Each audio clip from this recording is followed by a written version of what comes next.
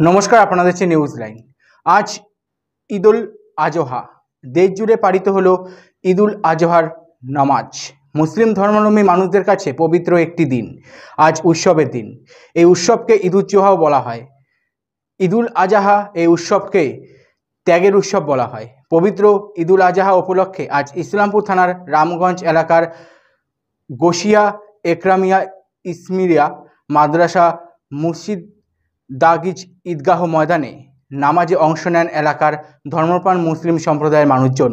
নামাজ শেষে একে অপরকে আলিঙ্গন করে শুভেচ্ছার বিনিময় করেন। মসজিদে ইমাম সকলের জন্য দোয়া প্রার্থনা করেন।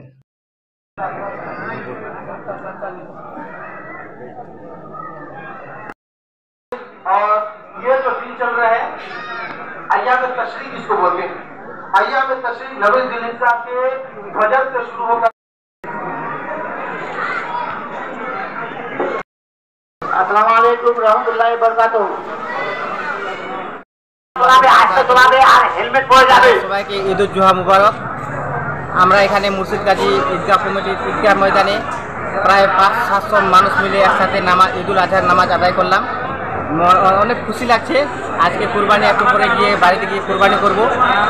আমি জনসাধারণের কাছে একটাই বার্তা রাখবো, খাস করে যে ইয়ং ছেলেগুলো রয়েছে তাদের কাছে আমি এইটাই বার্তা রাখবো যে তারা যেন সাবধানে গাড়ি চালায়। আজকের ঈদের দিন, আজকে খুশির দিন চালাতে পারি এবং সবাই যাতে আমরা ভালোভাবে সুস্থভাবে থাকতে পারি।